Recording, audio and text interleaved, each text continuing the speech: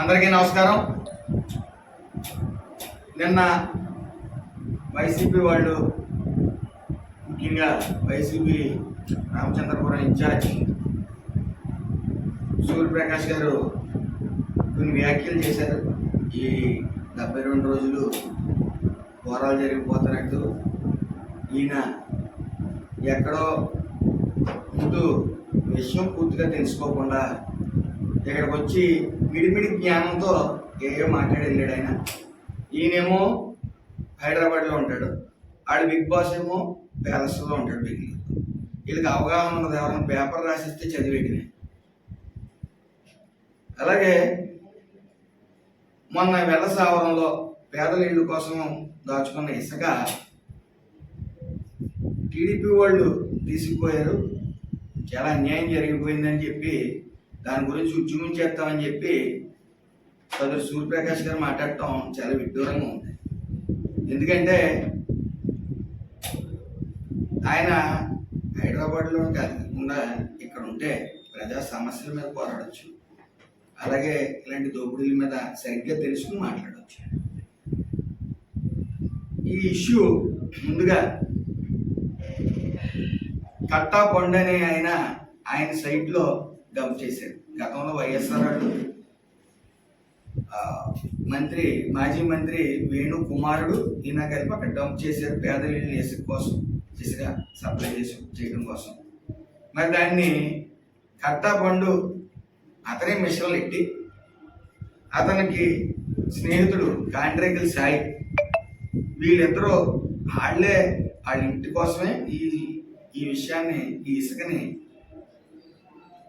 వాళ్ళ ఇంటి దగ్గరికి, ఇక్కడ నుంచి కట్టపండి ఇంటి దగ్గరికి షిఫ్ట్ చేసుకోవడం కోసం ప్లాన్ చేసి లారీలు కట్టపండి, జేసీబీలు కట్టపండి, అతను సైడ్ ఇసుకున్నది కూడా కట్టపండు సైడ్లోనే, అతను ఏదైతే షిఫ్టింగ్ జరిగిందో అది కూడా కట్టపండు ఇల్లు కోసమే. వీళ్ళిద్దరూ వెళ్ళి ఏ కాండ్రేకుల కట్టాపండ్లు కాండ్రేకల్ సాయి వెళ్ళి తెలుగుదేశం పార్టీ కార్యకర్త అయిన బాలా సాయి దగ్గరికి వెళ్ళి, సాయి మణికంఠ దగ్గరికి వెళ్ళి మీకు ఎంతో కొంత ఇస్తామని చెప్పి మాయ మాటలు చెప్పి, మా ఇసుకే మా ఇంటికి తీసుకెళ్తామని చెప్పి, ఏదైనా ఉంటే మీరు కాసుకోండి అని చెప్పి వాళ్ళ దగ్గర తీసుకెళ్ళడం జరిగింది.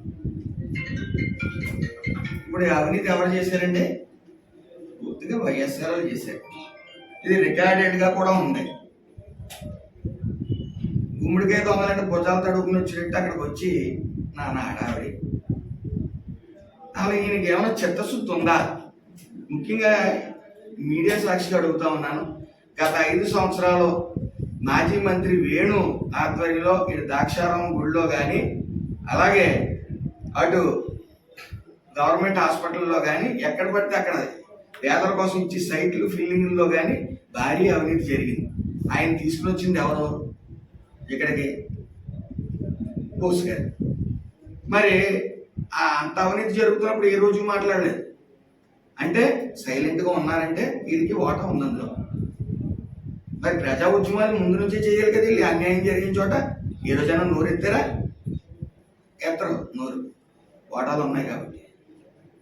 ఈరోజు గంజాయి బ్యాచ్లు పెరిగిపోయినాయి అంట, అల్లకల్లోలో జరిగిపోతుందంట రామచంద్రపురం నియోజకవర్గంలో.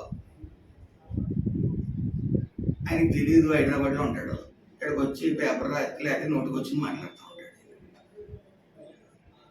అయితే నేను ఇచ్చే సలహా ఏంటంటే ఇక్కడ ఉండి ప్రజలకు అందుబాటులో ఉంటే బాగుంటుంది ఆయన కూడా. ఎందుకంటే మా కార్యకర్తలు మనం ఒక ఇల్లు అంటుకుపోతే ఏం సాయం చేయటం ఉందిలేండి, మా కార్యకర్తలు అందరూ కూడా చందాలు వేసుకుని మరి వాళ్ళ ఇల్లు నిలబెట్టి పనిలో ఉన్నారు. కాబట్టి మీరు ముందు మీ కార్యకర్తలు ఆ రోజు పట్టించుకోలేదు మమ్మల్ని జగన్, ఈ రోజు పట్టించుకోవట్లేదు ఎవరన్నా, మీ బాధలో ఉన్నారు బాబు. వాడికి ఏమన్నా కొద్దిగా సాయం చేయడం అన్న నేర్పండి. సాయం చేయదు వీళ్ళు అక్కర్లేదు, దాడు ఉన్న స్తోమతను బట్టి సాయం చేయండి. ఆ సాయం కూడా మీ దగ్గర లేదు. ఏదైనా మంచి జరుగుతున్నప్పుడు దాన్ని ప్రోత్సహించడం నేర్చుకోండి. చెడు జరుగుతున్నప్పుడు గలవెత్తండి. చెడు మీరే చేసి మీరు గలవెత్తుతున్నారు విచిత్రంగా. మీకు ఇంకా ఒకటి గుర్తించుకోండి, ముఖ్యంగా మీరు మీ తండ్రి గారి పేరు చెప్పి సీట్ తెచ్చుకున్నారు. కేవలం నేను ప్రజల మధ్య ఉండి, ప్రజలతో ఉండి, ప్రజాబలంతో నేను ఈ సీటు చంద్రబాబు నాయుడు గారు, లోకేష్ గారు, పవన్ కళ్యాణ్ గారు నన్ను గుర్తించి పిలిచిచ్చారు. నా ఫ్యామిలీ బ్యాక్గ్రౌండ్ ఏమీ లేదు. అంతకుముందు కూడా నేను కౌన్సిలర్ని కూడా కాదు, నా కనీసం వార్డు మెంబర్ కూడా కాదు. నేను నా తండ్రి కౌన్సిలర్ మాత్రమే. అది గుర్తించాలి. మీకు ఏ విధమైన అవగాహన లేకుండా ఏ నోటుకొచ్చింది వాగుతూ చిల్లర మాటలు మాట్లాడుతూ గతంలో మీకు కూడా ఉన్నవాళ్ళు ఎవరో మీ దగ్గర ఎవరో కనీసం 3 నెలలు కూడా నిలబడరు. మీలో లోపాలను చూసుకోండి. ముందు నన్ను రౌడీ షీటర్ అన్నావు, నిరూపించి. రౌడీ షీటర్ అయితే నీకు దమ్ము ఉంటే నిరూపించే సవాల్ ఇస్తున్నాను. నేను ఆ రోజే ఈ రోజు వరకు ఏం మాట్లాడు. అవగాహన లేనితనం, ఇంకా పసితనం నీకు పోలా. రాజకీయంలో అప్డేట్ అవుతే బాగుంటుంది అనుకుంటున్నాను, జనం మధ్యన ఉంటే బాగుంటుంది అనుకుంటున్నాను. ఇప్పటికీ సవాల్ ఇస్తున్నాను. ఆ ఇసుక మాఫియా పూర్తిగా వైసీపీది. వెళ్ళి సదరు పోలీస్ స్టేషన్లో కనుక్కోండి. కాబట్టి ఇదేమన్నప్పటికీ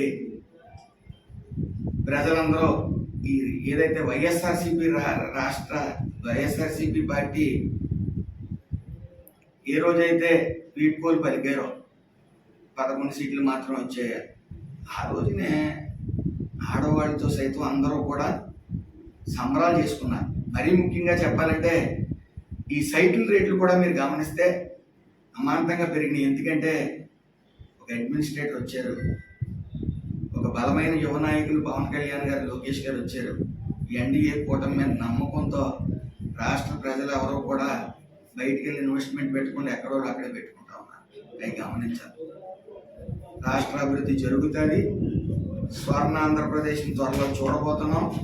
ఎట్టి పరిస్థితుల్లో ఈ గంజాయిని కానీ, ఈ ఆకతాయిని కానీ, అలాగే ఈ మాఫియాలో ఉన్న వాళ్ళని కానీ ఎవరిని ఉపేక్షించి పని లేదు.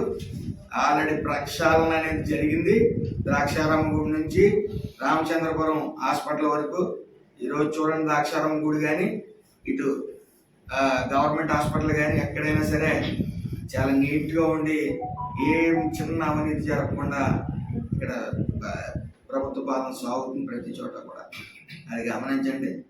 దయచేసి ఇలాంటి అజ్ఞానులు ఏమీ తెలుసుకోకుండా మీడియా ముందు వచ్చి మాటలనే అందరూ జోక్గానే తీసుకున్నారు. మరొకసారి మీరు అలాంటి జోకులు వేసారంటే జనం కూడా తిరగబడి పరిస్థితి వస్తుంది. గత చరిత్ర ఏంటనేది మా కార్యకర్తలు మీకు చెప్పారు. కాబట్టి ఇక మీదట మీ గురించి మాట్లాడటానికి కూడా చిరాకుగా ఉంది. ఎందుకంటే ప్రతిపక్ష నాయకుడు అనేవాడు పూర్తి అవగాహనతో మాట్లాడాలి. నువ్వు ప్రతిపక్ష హోదాలు జగన్ గారికి అలా కోల్పోయావు, నువ్వు కోల్పోయావు. కాబట్టి ఇంక నెక్స్ట్ టైం నుంచి నీ విషయం నువ్వేం మాట్లాడినా జోక్యం తీసి పక్కన పెడతారు ప్రజలు. అది అందరికీ అర్థమైంది. కాబట్టి ఇప్పటికైనా చిత్తశుద్ధితో పనిచేయండి. కనీసం మీ చేతనైనంత సాయం పేదవాళ్ళకి చేయండి. కనీసం మేము మీ పేరన్నా తెలుస్తుంది. ఇక్కడ ఉంటూ చాలామందికి మీ పేరు తెలియదు. నేను ఎక్కడి నుంచో అమలాపురం నుంచి వచ్చినప్పటికీ ఇక్కడికి నా పేరు వాళ్ళు తెలుసుకోవడం, వాళ్ళ పేరు నేను తెలుసుకోవడం జరుగుతుంది. అందరికీ నమస్కారం.